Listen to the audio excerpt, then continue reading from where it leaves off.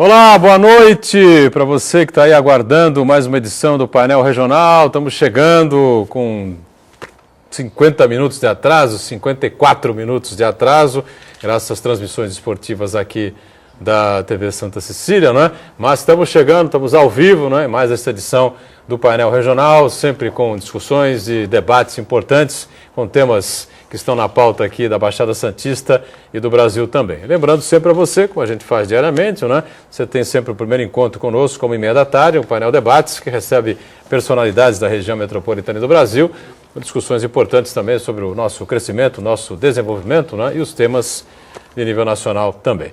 Nessa edição, a gente com prazer recebe aqui o secretário de Desenvolvimento Metropolitano do Governo do Estado de São Paulo, nosso Edmur Mesquita. Boa noite, Edmur, prazer tê-lo aqui.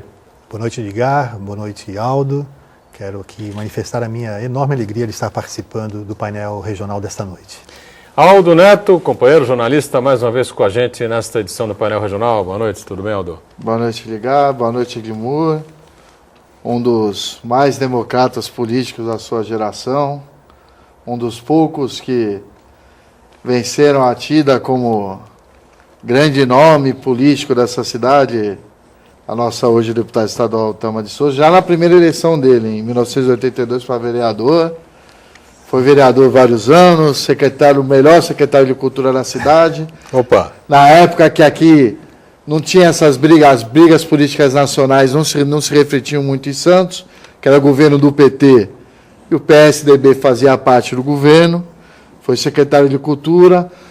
Vale lembrar que na época, Edmur, secretário de cultura, tinha carnaval na praia. Não tinha carnaval na praia, Edmur? Verdade. Tinha banho da Doroteia na praia, não morria ninguém. Tinha banda? Tinha segurança, tinha banda andando na praia. As bandas eram maravilhosas. Tinha show na praia com a maior segurança para a população. Tudo acontecendo, e o Edmur, secretário de Cultura, e não se via reclamação de músico também, que recebia, não recebia. Tanto que, após ser secretário de Cultura, virou deputado estadual com grande brilhantismo. E secretário de Estado também, né? E secretário de Estado também, depois da Cultura.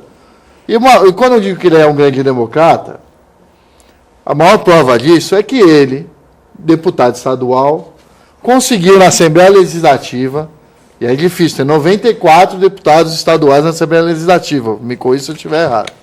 Aprovou na Assembleia Legislativa o voto aberto, que até hoje o Congresso Nacional não tem. O Congresso Nacional vai discutir isso ainda, né? Para ver se derruba essa Ele coisa do voto conseguiu em secreto. 2003, não foi isso? Eu acho uma insanidade, um absurdo. Já tem 10 anos atrás, o Edmur conseguiu aprovar na Assembleia Legislativa do Estado, que é algo que não é coberto muito pela mídia. A gente não tem muita notícia da Assembleia Legislativa. A Assembleia Legislativa é uma coisa assim meio cinzenta, né? Ele conseguiu, numa grande articulação política, aprovar o voto aberto, sem pressão da mídia, sem a população estar na rua, sem nada disso. Tinha Black Bloc também. Entendeu? Ele aprovou o voto aberto, gente. E não se reelegeu, hein? Aí são contingências, né? Contingências eleitorais. Não se reelegeu. Deixa eu abrir aqui para o telespectador. É para a população botar a mão na cabeça um pouquinho. 3014-5281, o telefone sempre à sua disposição. Você participa com a gente, envia a sua pergunta, faz o seu comentário. Enfim, participa conosco aqui e tira as dúvidas com a participação do Edmur Mesquita, que, como eu disse, responde hoje pela... Tudo isso aí que o Aldo relatou é verdadeiro, né? E o Edmur hoje responde pela Secretaria de Desenvolvimento Metropolitano do Governo do Estado de São Paulo, e tem uma série de ações importantes, né, Edmur? Agora, recentemente, os prefeitos todos estiveram em Brasília, sendo atendidos pelo vice-presidente Michel Temer, a região foi incluída aí no PAC Mobilidade, enfim, uma série de projetos aí provavelmente, né, vão ser desenvolvidos, vão sair do papel e acontecer. A região metropolitana finalmente aconteceu, os prefeitos realmente tomaram consciência de que só de mãos dadas é que a coisa pode avançar. Como é que você vê essa coisa toda aí? Você que foi diretor da AGEM também, né? Eu queria fazer uma observação acerca da participação do Aldo agora nesse programa, não é? A respeito do voto aberto na Assembleia Legislativa para a cassação de mandatos de parlamentares. Foi uma sessão, Aldo, histórica, porque os 94 parlamentares votaram favoravelmente a uma emenda à Constituição do Estado. Foi uma PEC, um projeto de emenda à Constituição do Estado. E isso foi fruto de um processo que deu início quando nós iríamos votar a cassação do mandato do Rana Garibe. Não sei se vocês se recordam. Rana Garibe, né? Do Rana Garibe. E naquele momento, muitos deputados ficaram assim, meio que desconfiados, não é?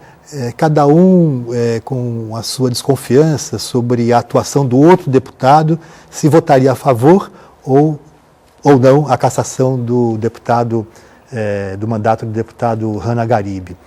E aí me ocorreu essa ideia, falei, olha, não tem sentido, né? Se a população, afinal de contas, elegeu os deputados, claro, né, para representá-la. Eu essa teoria também. Ela tem que saber qual é o seu posicionamento, né? De que maneira você votou esta ou aquela matéria. E, portanto, eu elaborei esse projeto de emenda à Constituição do Estado e foi votado, portanto, por unanimidade, e foi uma sessão extraordinária, foi uma sessão que marcou profundamente, que teve uma grande repercussão nacional, porque depois, em outras assembleias legislativas de diversos estados, foram 10 estados que também adotaram a mesma posição, a mesma postura que o governo do Estado de São Paulo, a Assembleia Legislativa do Estado de São Paulo adotou aqui. Então isso serviu de exemplo. E levamos essa proposta à Câmara Federal para que então eles fizessem a emenda à Constituição Federal.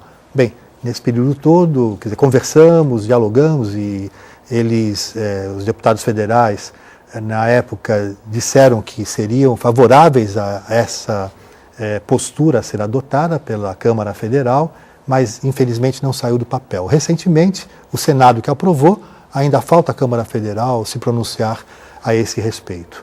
Mas foi uma decisão que serviu de exemplo, não é, de que a política, quando você exerce com dignidade, né, e com transparência a respeito da sua visão de mundo, do que você pensa e das suas ações, claro que a sociedade acaba enxergando isso muito bem. Há quem defenda outra tese, né, outra teoria, que o político, o deputado fica exposto à questão do voto aberto, a pressões e essa coisa que vai. Bom, o deputado está lá para sofrer pressões, claro, né, e para responder especialmente a quem o elegeu, como você colocou há pouco, né? Por isso que eu sempre defendi essa teoria, o voto tem que ser aberto, o cidadão tem que saber claramente de que maneira o seu deputado está votando, está se posicionando. Agora, antes, se o Edmundo me permitir, eu queria acrescentar a pergunta do Boturão. A nossa região metropolitana foi a primeira do Estado, o nosso saudoso governador Mário Covas foi quem criou. Quem assinou Não é a uma lei. vergonha, e nossos 9 prefeitos em Brasília, e ter que ouvir do Michel Temer que a gente ainda precisa fazer um consórcio. Para receber dinheiro do governo federal, porque isso ainda não foi feito, Edmundo.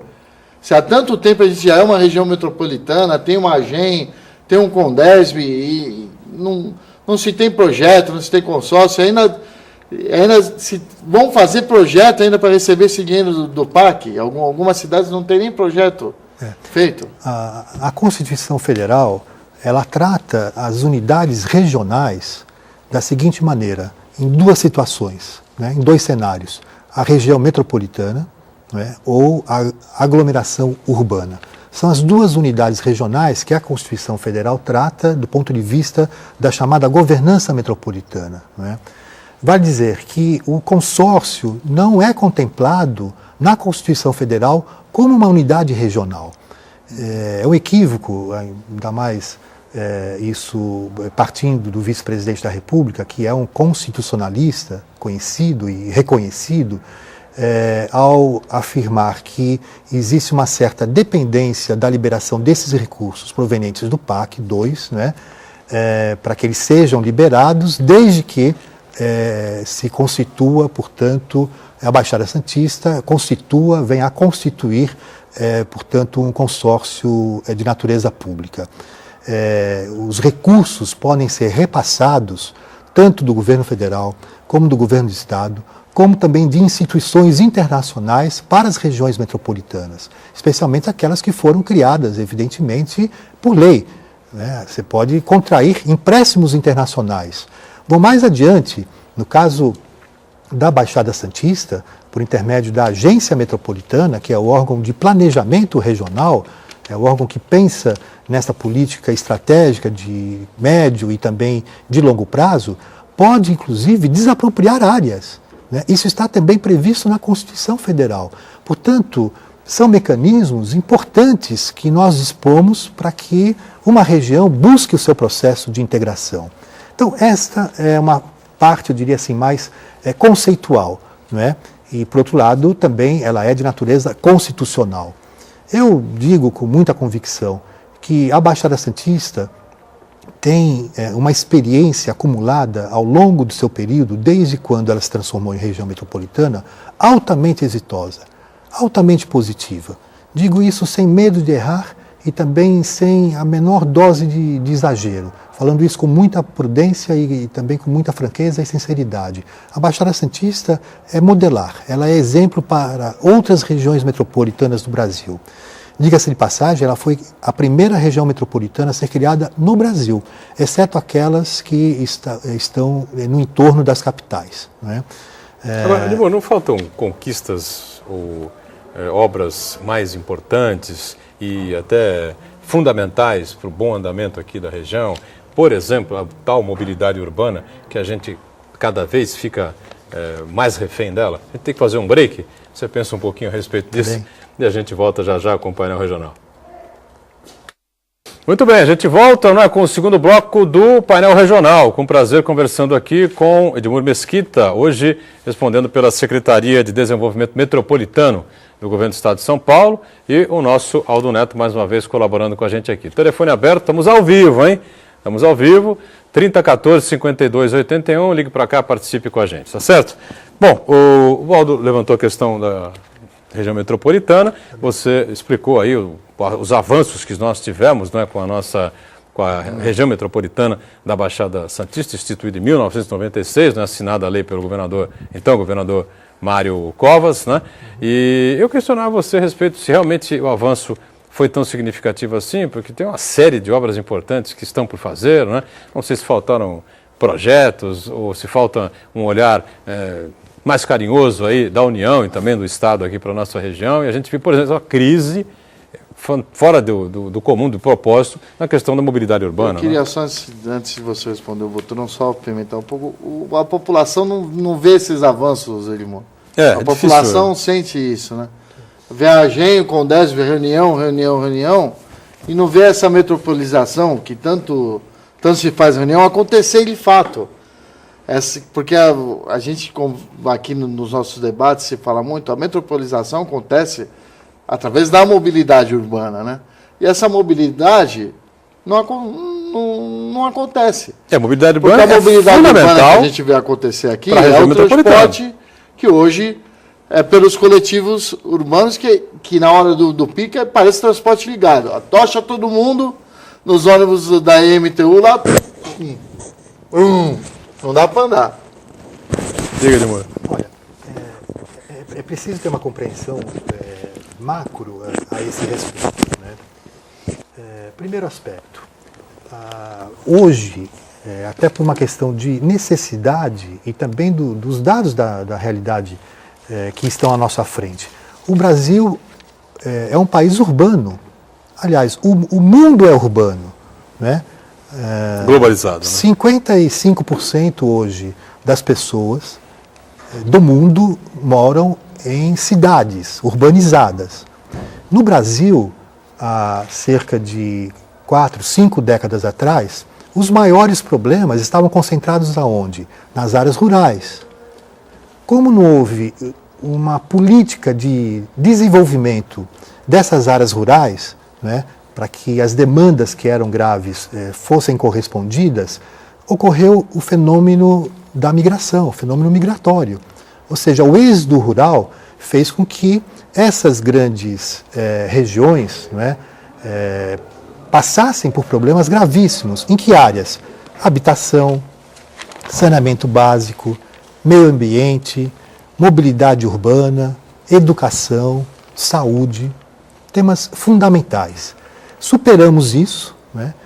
E do ponto de vista hoje urbanístico, nós temos, portanto, nessa grande mancha urbana existente no estado de São Paulo, né, chamada macrometrópole paulista, que é composta por 183 municípios, é a terceira maior macrometrópole do mundo. Só perde para Nova Delhi, na Índia, e para Tóquio, no Japão. Nós temos, na região metropolitana de São Paulo, 22 milhões de habitantes. Por dia, em São Paulo, 1 milhão de pessoas vão para a capital, né, para, naturalmente, trabalhar, para cumprir suas obrigações, suas responsabilidades, realizar negócios, estudar, né, namorar. 1 milhão de pessoas por dia entram em São Paulo. Então, tudo isso é gigantesco. É gigantesco. Às vezes as pessoas não têm uma noção exata da dimensão do que isso representa. Quero dizer o seguinte, que diante de um cenário como esse, as soluções, elas são cada vez mais integradas. Não há solução individual. Não existe mais, especialmente nessas regiões. Então, no caso aqui da Baixada Santista, 9 municípios. Região Metropolitana de São Paulo, 39 municípios. Região Metropolitana do Vale do Paraíba, 39 municípios. A aglomeração urbana de Piracicaba, 22. A aglomeração urbana de Jundiaí, 7 municípios. O governador vai criar, agora, ainda neste ano, vai enviar para a Assembleia Legislativa do Estado de São Paulo uma mensagem criando a região metropolitana de Sorocaba. São 26 municípios. Então, esta política de integração, ela é fundamental. Eu concordo com você, fundamental. Edmur. Agora, na prática, quero dizer isso, na prática, concretamente, o que nós temos de experiência hoje na Baixada Santista? Em 11 de junho de 2011, nós realizamos aqui, em nossa região, a chamada Agenda Metropolitana. E fizemos isso em todas as regiões metropolitanas. Aliás, hoje, inclusive, de manhã, em companhia do governador Geraldo Alckmin, nós fizemos um encontro com os 7 prefeitos da sub-região do grande ABC, fazendo uma atualização da agenda metropolitana de lá e com os anúncios de novos investimentos. Bem, realizamos a agenda metropolitana da Baixada Santista. Olha, foi o maior pacto político que nós tivemos ao longo da história desta região há 2 anos atrás. O governador, fruto de um processo de pactuação, né, de identificação das prioridades da nossa região, fizemos isto com os secretários de Estado, com a participação dos prefeitos, com a participação dos secretários municipais, com a participação da imprensa, da mídia de maneira geral, com a participação da sociedade civil, e elaboramos essas metas, essas diretrizes. Fruto de todo esse trabalho preliminar que foi feito, o governador, no evento denominado, portanto, Agenda Metropolitana, tendo recebido as informações desse processo que foi realizado de preparação, ele fez os anúncios de investimentos aqui para a Baixada Santista. Bem, os anúncios dão conta de investimentos da ordem de 4,5 bilhões de reais. Para a região metropolitana? Para a região metropolitana da Baixada Santista. Recentemente, eu fiz o levantamento para saber do encaminhamento. O túnel, claro. O Santos Guarujá. Claro. Eu fiz o VLT está acontecendo em São Vicente. Claro. Né? Houve um problema agora aqui em Santos, né? Um problema que envolve um acordo do Ministério Público aí com a MTU, né? Ali na Francisco Glicério, um desvio de percurso, né? Um desvio de projeto. Agora, o túnel, surgiu uma polêmica terrível, né, com relação à embocadura do túnel. Não um projeto propriamente dito, nós fizemos um programa recentemente aqui, uma convidada nossa, arquiteta urbanista, trouxe o projeto do túnel, a Cíntia Esquivel, né? Hoje o projeto do túnel, realmente o túnel é maravilhoso, claro. Acho que ninguém em sã consciência pode se colocar contra um projeto maravilhoso como esse. Agora a questão da embocadura, né, Edmur, gerou uma polêmica danada, o prefeito até se manifestou pedindo que a Dersa faça um outro projeto, porque não quer evitar as desapropriações ali no Macuco e no estuário, né? Imagino que esse orçamento todo deve estar envolvendo os dois projetos. Desses 4,5 bilhões de reais anunciados pelo governador, 90% desses recursos eles estão encaminhados ou estão em projetos em fase de execução. Bem, isso demonstra o quê? Que o Estado está sendo eficiente nas suas ações. né, diante de um investimento desta magnitude, desta envergadura. Então aí, claro, envolve aspectos vinculados à mobilidade urbana, né? O transporte coletivo, o transporte metropolitano é o maior fator de integração das pessoas, porque elas se comunicam na região, né? Moram aqui em Santos, trabalham em Cubatão, têm família em São Vicente, vão passar um final de semana na praia de Peruíbe ou em Bertioga. Há esse movimento na região. Sim. Então, o transporte urbano é fundamental, esse tipo de comunicação, para que as pessoas, portanto, possam se locomover, né, e com facilidade, né, e com transporte que seja de qualidade, sobretudo. Daí a importância do VLT. O VLT não é tão somente um modal de transporte, né, ele integra um sistema metropolitano de transporte, né, é um sistema integrado com o transporte metropolitano e com o transporte também municipal. Embora ele vai começar assim muito modestinho, né, ligando São Vicente a Santos apenas. Sim, né? é o primeiro trecho, é a primeira fase, né, que liga então a Ponte dos Barreiros até o Porto de Santos. Portuária, investimentos, né, da ordem de 950 milhões de reais aproximadamente. Do Tesouro do Estado, diga-se de passagem, do Tesouro do Estado, né?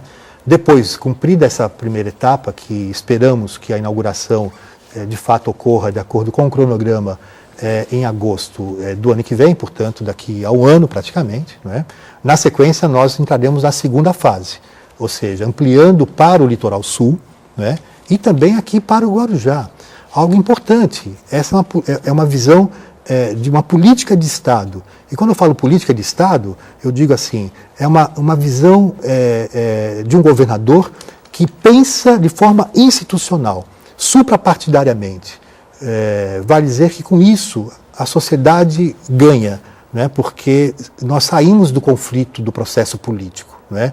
A luta política se dá no momento adequado. Quem ganhou, quem perdeu, depois página virada, né? E aí o que é fundamental é que as ações de governo sejam essas ações voltadas para o futuro, com esses horizontes. Bem, então, no caso do túnel, ligando Santos a Guarujá, essa é a única obra viária que ainda nós não temos na Baixada Santista, ligando as duas cidades, Santos e Guarujá, né? E para vocês terem uma ideia de como o governo do Estado está pensando a respeito do futuro, já está previsto no projeto do túnel a passagem de pedestre, a ciclovia, né, e também o VLT, para ligar também o município de Guarujá. Então essa é uma visão de estadista. Bem, sem contar também com obras de infraestrutura importantes, né? É o caso de Cubatão, o trevo de Cubatão, a ponte, o viaduto ligando o bairro, meu Deus, qual o nome daquele bairro à direita de quem vem sentido São Paulo Santos?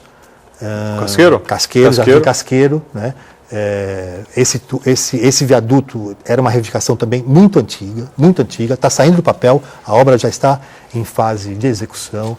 Na área da saúde, os investimentos aqui no Hospital dos Estivadores, que será um hospital de referência das mais importantes para a nossa região, os investimentos que estão sendo feitos no Hospital Guilherme Álvaro. O Hospital dos Estivadores ficou com um planejamento mais à frente, para 2015, né? Mas me parece que isso foi uma própria decisão da administração, né? Da gestão do prefeito Paulo Alexandre e do seu secretariado, né? Isso, da sua equipe, né?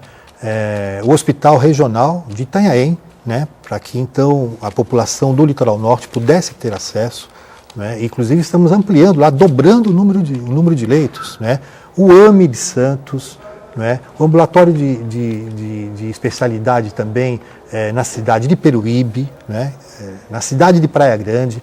Portanto, são ações altamente positivas que estão sendo concretizadas e que indicam que esse caminho, não é, da integração da nossa região é fundamental. Eu louvo a iniciativa, por exemplo, do Michel Temer de se preocupar, não estou aqui questionando o que há de motivação por trás, se há interesse eleitoral ou não importa. O fundamental é que essa relação institucional, governos municipais, o governo estadual e o governo federal se deem de forma claro, de alto nível, a fim de que os recursos possam naturalmente chegar a nossa região e serem investidos em função dessas prioridades que o Conselho de Desenvolvimento, que é composto pelos prefeitos e por representantes do Estado, eles possam decidir em função das metas que são apresentadas. Nós temos que fazer mais um intervalo, né? Voltamos já com o terceiro e último bloco do painel regional, tá bom? Rapidinho. Muito bem, a gente volta, né? O terceiro e último bloco desta edição do painel regional, conversando aqui com o Edmur Mesquita, secretário de Desenvolvimento Metropolitano do Governo do Estado, e com a participação sempre importante do nosso Aldo Neto, que já tem uma pergunta que não quer calar ao Edmur, né? Vamos acelerar um pouquinho aqui. Pergunta quente, né? Infelizmente o tempo é curto nesse terceiro bloco, né? Então, Edmur, você estava dizendo que o governador quer o desenvolvimento metropolitano do Estado, valorizar as regiões. Até quando ele assumiu, criou essa Secretaria de Desenvolvimento Metropolitano com esse objetivo, nomeou o então deputado federal Edson Aparecido para isso. Você era o secretário adjunto à época, agora assumiu a secretaria. Mas no último dia 28 de junho, ele, para justificar o não aumento da passagem do metrô, anunciou que ia extinguir a secretaria. Lá se vão quase já 4 meses e a secretaria não foi extinta. E a população... Qual é a explicação, né? Quer saber, afinal, precisava ou não precisava extinguir a secretaria para justificar o não aumento? Precisava ou não aumentar o metrô ou não? Sim. Entendeu? É sério mesmo essa vontade do governador de valorizar as regiões metropolitanas, porque precisa ou não da secretaria para isso? Né? Diga lá, Edmur. Então, foi tomada de fato essa decisão em função de uma nova realidade que se apresentou não só aqui no estado de São Paulo, mas como no país. O governador teve que fazer cortes, né? E ele fez a opção correta de não fazer cortes no investimento. Isso foi fundamental, né? Ao contrário, às vezes, de alguns governos que, quando se deparam diante de alguma dificuldade, de alguma adversidade do ponto de vista econômico-financeiro, toma a decisão de diminuir os investimentos. O governador Geraldo Alckmin não, ele fez cortes, né, na sua própria carne, como se fala popularmente. Então tomou uma série de decisões, fez revisão de contratos, né, de contratos de concessão, inclusive, fez a fusão de fundações, isso está em processo também. E também uma das decisões foi a de extinguir a Secretaria de Desenvolvimento Metropolitano. Só que a extinção propriamente dita, ela tem um processo. Primeiro, tem que passar pelo crivo da Assembleia Legislativa, pela aprovação do Parlamento Paulista, para a extinção da Secretaria. Por outro lado... Mas a Assembleia não pode ser mais rápida? 4 meses para votar um decreto do governador para extinguir uma secretaria? Não é muito tempo? E agora fica, creio até que talvez com uma certa dificuldade maior por conta de já estamos no final do ano. E a Assembleia acaba se debruçando nesse momento no orçamento, né? Orçamento mas ele estadual. tomou essa decisão no meio do ano. Sim, mas ele cumpriu o papel dele na condição de chefe do Executivo. O Parlamento, claro, é um poder independente e compete naturalmente ao Poder Legislativo dar a velocidade necessária à votação desta ou daquela matéria. Quem elabora a pauta de votação o Colégio de Líderes, né, que é composto, portanto, com os líderes de cada um dos partidos políticos. O governador tem a maioria na Assembleia também, se o problema era a Caixa, ele está tendo um problema de caixa muito sério, pelo menos 6 meses aí até o final do ano. Então, mas o que é fundamental destacar é o seguinte, é o conjunto da decisão, tá certo? Ele sinalizou no sentido positivo da medida para conter os gastos de natureza pública no estado de São Paulo. E tudo leva a crer, né, em função daquilo que nós já conversamos e dos estudos que estão sendo elaborados, que a decisão do governador será no sentido de chamar para si essa responsabilidade junto ao seu gabinete, junto à Casa Civil, né, que é o cérebro do governo. Né, e hoje o Edson Aparecido está lá. Hoje o secretário-chefe da Casa Civil é o Edson Aparecido, de quem eu cultivo uma admiração e tenho uma relação de natureza pessoal muito antiga, né? Além de sermos deputados juntos, já éramos amigos antes da Assembleia Legislativa, desde a época ainda de MDB jovem, né? Você veja que já faz algum tempo. Né? Tempinho, né? Os cabelos brancos que eu digo. Então, tudo leva a crer que essa responsabilidade passe naturalmente para o gabinete do governador e para a Casa Civil. E aí, então, vamos ver qual será a decisão do governador. O Cosme da Areia Branca participa mais uma vez com a gente, diz assim: Edmur, conheço você desde o tempo que morava no Rádio Clube, na rua Mongaguá, é isso? Será que aquele senhor que tanto levou o seu nome e a Zona Noroeste, não é? E o ser Braulio, morador, também merece, é isso? O seu Braulio, morador. Seu Braulio, né? Merece alguma rua com o nome dele ou praça em homenagem por tudo que ele fez? Entendeu aí a pergunta dele? Entendi. O Braulio foi um dos amigos que eu tive na minha vida, dos mais sentidos, né? Tinha uma admiração profunda por ele. Ele e a sua família inteira. Ele faleceu já há anos atrás e, bem, a homenagem que possa ser prestada ao Braulio num logradouro público levando o seu nome ou algo parecido, né, tem que ser de iniciativa ou do Legislativo Municipal, portanto da Câmara Municipal, ou também de iniciativa do prefeito Paulo Alexandre Barbosa. É uma sugestão importante que ele apresenta, por aquilo que representou o Braulio, pela sua história, pela sua luta, por ser um árduo defensor dos interesses da Zona Noroeste, alguém que deixou saudades profundas. Muito bem. Edmur, faltam alguns minutos para a gente encerrar o programa, nós entramos aí um horário atrasado, graças aí às transmissões da TV Santa Cecília na área esportiva, né? Mas a gente não vai poder deixar passar aqui, Edmur é um tucano histórico, né? A ficha política, número 1 do PSDB de Santos era de Rubens Lara. Acho que a 2 é a sua, né? A número 2 do PSDB de Santos é do Edmur Mesquita. Então, a entrada do ex-prefeito Papa no PSDB e o que vai se configurar aí daqui para frente para as eleições de 2014? Só acrescentar um minutinho só, hein? Rapidinho. Tem muitos candidatos a deputado estadual aí pelo PSDB aqui na região que se configura. Papa, tem o seu nome sendo ventilado, Sadal Nakai, tem o Júnior Bozelli em São Vicente, o ex-prefeito de Itanhaém Forcel. Você pensa mesmo em entrar nessa disputa aí? Como é que vão ser essas dobradas aí pela Assembleia Legislativa? Temos um minutinho aí para a gente fechar. Também, rapidamente. Primeiro, o ingresso do prefeito Papa na legenda, nas fileiras do PSDB, claro, foi motivo de muita alegria. O Papa é um ser político, um gestor público da mais alta qualidade, competente, eficiente, e, sobretudo, uma pessoa muito honrada, muito digna e muito séria. Então, foi motivo de honra para o PSDB abrigar o Papa nas suas fileiras. Por outro lado, eu vivo um momento de meditação. Né? Estou refletindo sobre os próximos passos a serem dados. E, claro que hoje eu tenho que levar em consideração outros aspectos, de natureza até pessoal, familiar, não é? De natureza política também, evidentemente, mas o trabalho que vem sendo realizado na Secretaria, não só aqui para a Baixada Santista, mas para toda essa chamada macrometrópole paulista que eu fiz referência aqui há minutos atrás, é um trabalho que, de fato, é de grande envergadura, que me realiza profundamente. Eu tenho uma vocação voltada para o Executivo. O Legislativo me deu prazer quando fui vereador, quando fui deputado, claro, porque eu faço tudo isso com muita alegria, porque essa é a escolha de vida que eu fiz.